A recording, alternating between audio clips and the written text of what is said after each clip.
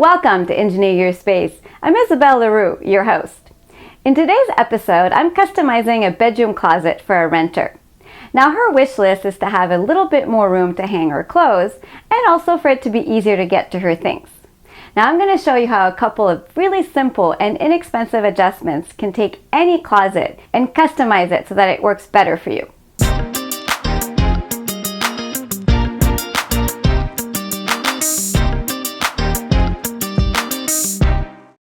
This is a pretty standard bedroom closet for a lot of apartments, with the sliding doors like this that end up leaving half of your closet always closed off and makes it difficult to get to the things in the middle. So a really easy solution for this is to just take the doors off. Now you can ask your landlord to do this so that he can store them for you, or you can always do it yourself and then you can store the doors under the bed if you have room. Now taking them off is really simple. This type has the tracks at the top and guides on the floor.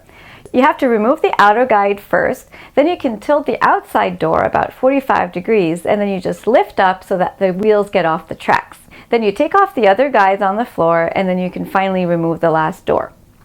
Not having the doors makes such a huge difference. Now you have really easy access to the entire closet. Now the other thing I'm going to do to make it easier to get to things is to take the shelf off here. And that's going to allow me to take the rod and moving up higher next to the ceiling, essentially transferring the storage area that I have here above the shelf down to here where it's more accessible, especially for shorter people like me. Now my shelf is screwed in, so I have to remove the screws before I can take it off. Sometimes the shelves are just resting on the support, so you might be able to skip this step. Now it's time for the rod supports and see how we're going to transfer them to their new location. You'll see here how the rod supports are actually screwed into a piece of wood, which is then in turn screwed into the wall studs. And that's really the best way to install a closet rod so that it can support the weight of the clothes. Now these are called cleats and mine are made out of 3/4 inch plywood. So you'll want to measure the thickness of your wall cleats and get 2 pieces of wood the same thickness, cut to the same length as the cleats that are there or a little bit longer. Now next you want to mark off the location of the studs. And you can use a stud finder for this, and there's many different kinds. This one was about $10, and they all work more or less the same way.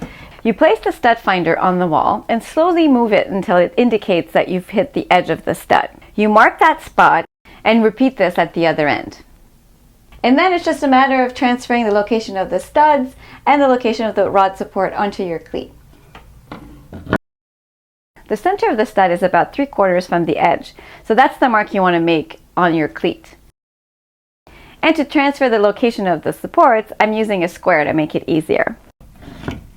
You can reuse the existing rod supports and screw them onto your cleats, or you can get new rod supports. They only cost about $5, and this will just make things easier when you move out because you won't have to worry about reinstalling anything. So that's what I'm going to do.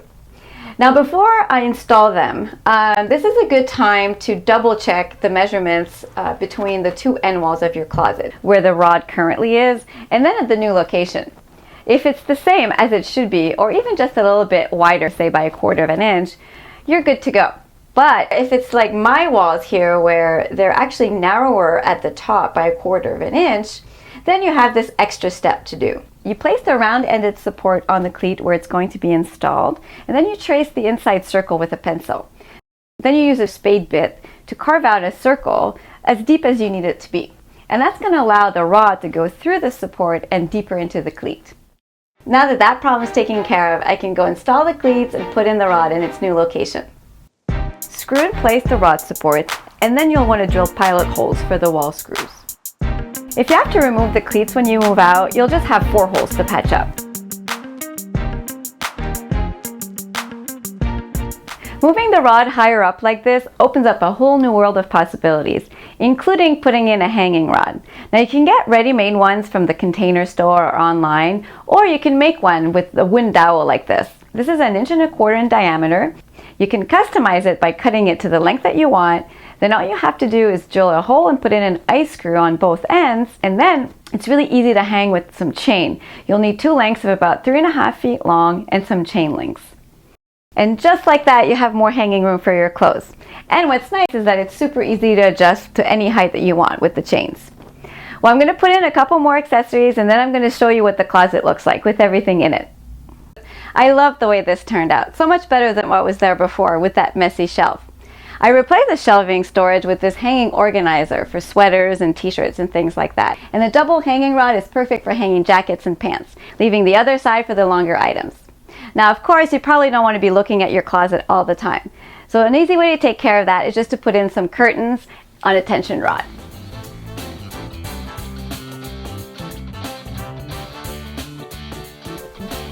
Having these curtains here is so much better than the doors. Now there's easy access to the closet, and they add a little bit of personality too. I hope these ideas will inspire you to rethink your closet, even if you're a renter. You can see that by making just some small, inexpensive changes, you can make a huge difference in how well your closet works for you. If you want more information on this project or other DIY tips and inspiration, go to engineeryourspace.com. And don't forget to join me on Facebook, Twitter, and Pinterest. See you next time.